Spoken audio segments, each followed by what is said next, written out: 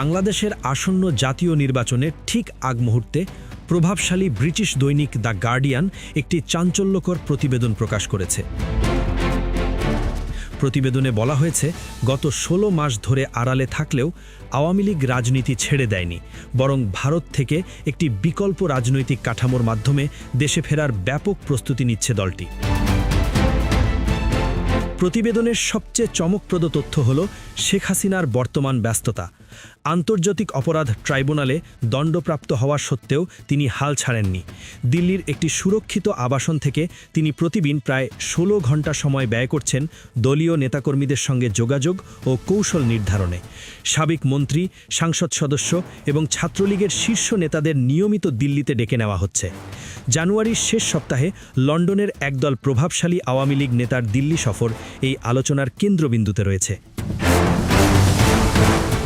গত ২১ জানুয়ারি যুক্তরাজ্য আওয়ামী লীগের সভাপতি জালাল উদ্দিন এবং সাধারণ সম্পাদক সৈয়দ সাজিদুর রহমান ফারুকের নেতৃত্বে ৫ সদস্যের একটি প্রতিনিধি দল দিল্লিতে শেখ হাসিনার সঙ্গে দীর্ঘ ৫ ঘণ্টা বৈঠক করেন।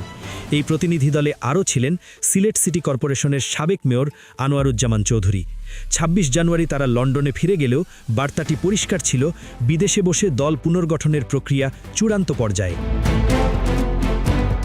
গার্ডিয়ানের তথ্যমতে আওয়ামী লীগের প্রায় ৬০০ জন শীর্ষ পর্যায়ের নেতাকর্মী বর্তমানে কলকাতা ও এর আশপাশে অবস্থান করছেন, যাদের অনেকের বিরুদ্ধে দেশে গুরুতর ফৌজদারি মামলা রয়েছে।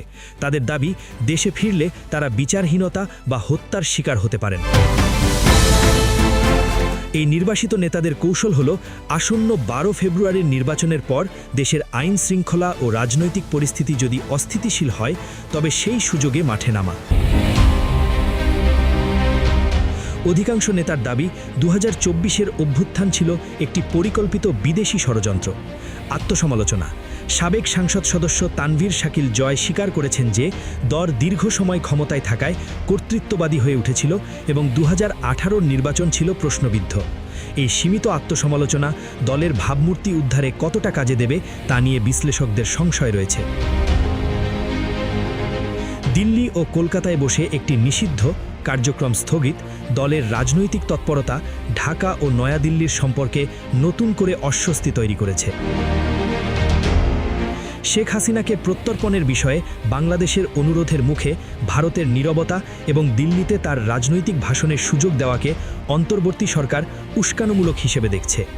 ১২ ফেব্রুয়ারির নির্বাচনকে আওয়ামী লীগ প্রহসন হিসেবে আখ্যা দিয়ে বর্জনের ডাক দিয়েছে। শেখ হাসিনার ছেলে সজীব ওয়াজেদ জাই ইঙ্গিত দিয়েছেন যে ভবিষ্যতে শেখ হাসিনার সক্রিয় নেতৃত্বে নাও থাকতে পারেন, তবে আপাতত অপেক্ষার রাজনীতিতেই ভরসা রাখছে দলটি। আওয়ামী লীগের ফেরা এখন আর কেবল রাজপথের লড়াই নয়, বরং নির্বাচনের পরবর্তী প্রশাসনিক স্থিতিশীলতার উপর নির্ভর করছে। আরও জানতে চোখ রাখুন ডেইলি নিউজ 36-এ।